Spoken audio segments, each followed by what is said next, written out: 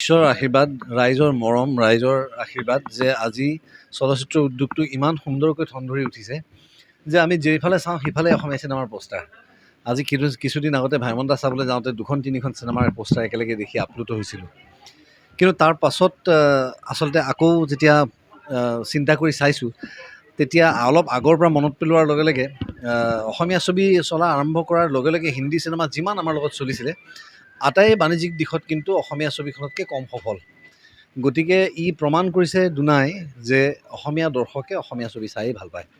আৰু যেতিয়া সেই সাহসকণ আমি আটাই পালোঁ, এতিয়া ছবি নিৰ্মাতাসকল বা যিসকল কলাকুশলী ছবি উদ্যোগটোৰ লগত জড়িত, আমি আটাই ইমান উৎসাহিত হৈছোঁ যে আমি আজিৰ তাৰিখত অতি গৌৰৱেৰে ক'ব পাৰোঁ যে যদিও ভাৰতীয় চলচ্চিত্ৰ উদ্যোগটোত অসমীয়া চিনেমাৰ বা নৰ্থ ইষ্টৰ চিনেমাৰ কণ্ট্ৰিবিউশ্যন মাত্ৰ 1%, কিন্তু আমি যি ধৰণৰ ব্যৱসায়িক সফলতা তেওঁলোকক দেখুৱাই আছোঁ, সেই ধৰণে কিন্তু অইন ৰাজ্যই দেখুৱাব পৰা নাই।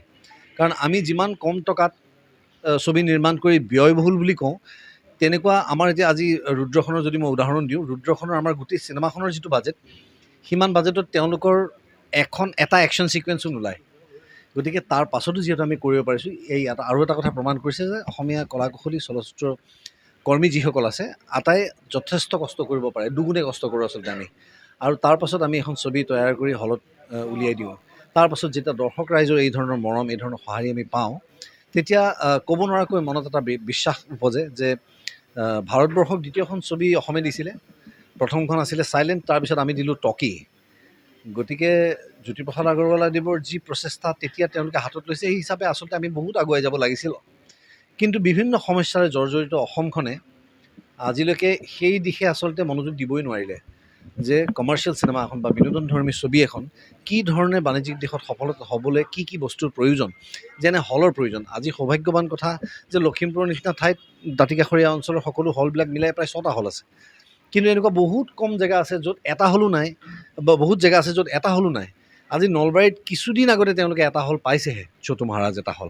গতিকে যদি চৰকাৰে এইখিনি পদক্ষেপ লয় যে আমাক যদি ঠায়ে ঠায়ে যদি হলৰ নিৰ্মাণ যদি কৰে, তেওঁলোকে যিটো প্ৰচেষ্টা অলৰেডি তেওঁলোকে হাতত লৈছে বুলি কৈছে, কিন্তু ময়ো আহ্বান জনাইছোঁ তেওঁলোকক যেন অলপ সোনকালে এই প্ৰক্ৰিয়াটো কৰে, কাৰণ নহ'লে বহুকেইখন অসমীয়া ছবি পাৰ হৈ গুচি যাবগৈ। আৰু দ্বিতীয় কথা হৈছে, অসমীয়া দৰ্শক ৰাইজে যেতিয়া ছবি এখন চাবলৈ কিছু পৰিকল্পনা কৰে, লগে লগে আপুনি দেখিব যে আমাৰ ইখন ছবিৰ প্ৰযোজকে ইখন ছবিৰ প্ৰযোজকক ঠেলাঠেলি কৰে যে আপুনি অলপ পিছুৱাই দিয়ক, আপুনি অলপ আগুৱাই দিয়ক। এই বস্তুটো আচলতে নহ'ল হয় যদি বাণিজ্যিক সফলতাটো আমাৰ 2 বা 3 সপ্তাহৰ ভিতৰত যদি ডিচিশ্যন এটা হৈ গ'ল হয় যে তেওঁলোকে বাণিজ্যিকভাৱে সফল হ'বলৈ 3টা সপ্তাহ ভালকৈ চলিলে হ'ল। কিন্তু আজি যিহেতু হলৰ সংখ্যা কম, আমি বহুদিন চিনেমাখন চলাবলৈ চেষ্টা কৰিবলগীয়া হয়। ফলত কি হয়, আমি হাত ভৰি বেছিকৈ মাৰিবলগীয়া হয়। আৰু যিটোৰ কাৰণে চলচ্চিত্ৰৰ যিমান নিৰ্মাণ হয় তাতকৈ বহুত কম এক্সিবিট হয়। গতিকে মই চৰকাৰৰ ওচৰত আপোনালোকৰ মাধ্যমেৰে আহ্বান জনাইছোঁ যে আমাক হলৰ ক্ষেত্ৰত তেওঁলোকে যেন আৰু হল দিয়ে, কাৰণ এতিয়া উদ্যোগটোৱে সঁচাকৈ ঠন ধৰি উঠিছে। আৰু এতিয়া এয়া ঢৌ নহয়, এয়া সোঁত বৈছে চিনেমাৰ। মই যিহেতু চলচ্চিত্ৰ মানে প্ৰচাৰ প্ৰসাৰৰ ক্ষেত্ৰত মই স্কুল কলেজলৈ যাবলৈ বেয়া পাওঁ, যিটো উচিতো নহয়। গতিকে মই হললৈ আহোঁ আৰু সঁচাকৈ প্ৰকৃতাৰ্থত মানে আমি এনেই মানুহে মুখেৰে কয় ধুবুৰীৰ পৰা শদিয়ালে বুলি, কিন্তু আমি কিন্তু প্ৰকৃততে ধুবুৰীৰ পৰা শদিয়ালৈকে ঘূৰিছোঁ আজি কেইবাদিন ধৰি, 18 দিন ধৰি আজি মই বাটতেই আছোঁ, ৰাস্তাতেই আছোঁ। গতিকে এইখিনি কৰি মই ৰাইজক কেৱল মোৰ কৃতজ্ঞতা জ্ঞাপন কৰিবলৈ আহোঁ। আৰু প্ৰতিখন ঠাইৰ প্ৰতিটা ছবিগৃহত আমি উপস্থিত থাকি এয়া দৰ্শাবলৈ চেষ্টা কৰোঁ বা এয়া বুজাবলৈ চেষ্টা কৰোঁ যে সেই অঞ্চলটোৰ ৰাইজৰ প্ৰতিও আমাৰ এটা মৰম আছে, সেই অঞ্চলটোৰ ৰাইজৰ প্ৰতিও আমাৰ সন্মান আছে, যে তেখেতসকলৰো যে এটা কণ্ট্ৰিবিউশ্যন আছে গোটেই চলচ্চিত্ৰ উদ্যোগটোত, সেই কথাষাৰ তেওঁলোকক বুজাবলৈ কৰোঁ। আৰু দ্বিতীয় কথা হৈছে, এতিয়া প্ৰচাৰ প্ৰসাৰৰ ক্ষেত্ৰত যিহেতু মই নিজে বৰ সাংঘাতিক একো নকৰোঁ, যদি দৰ্শক ৰাইজে তেওঁলোকৰ মতামত দিয়ে ছবিখনৰ উদ্দেশ্যে, যে ছবিখন তেওঁলোকে ভাল পালে নে বেয়া পালে, ছ'চিয়েল মিডিয়ামৰ যদি সৎ ব্যৱহাৰ হয় সেই ধৰণে, তেতিয়া মই ভাবোঁ যে বেলেগকৈ আমি আৰু প্ৰচাৰ প্ৰসাৰৰ কাৰণে বেলেগ বাজেট ৰখাৰ দৰকাৰ নাই, য'ত ৰাইজে আমাৰ ছবিখনৰ প্ৰচাৰ বা প্ৰসাৰ কৰিব।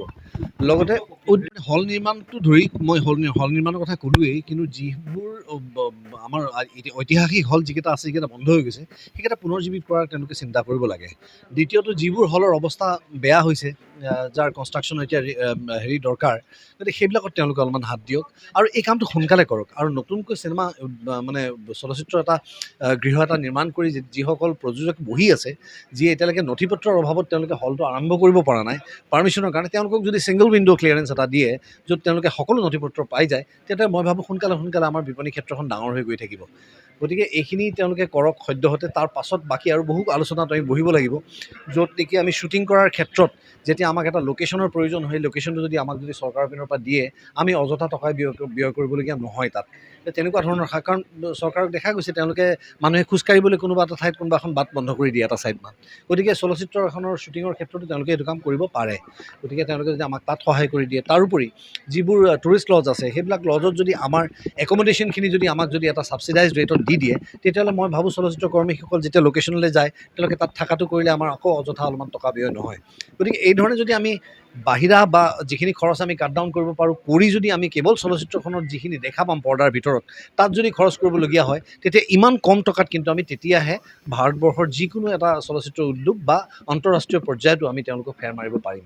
মোৰ সংলাপ তেনেকুৱা বৰ দীঘলীয়া সংলাপ নায়েই, আৰু সংলাপবোৰ বাৰু ভালো নালাগে মিউজিক নোহোৱাকৈ ক'বলৈ, গতিকে আৰু ইয়াত বেছিভাগ একশ্যনেই কৰিছোঁ।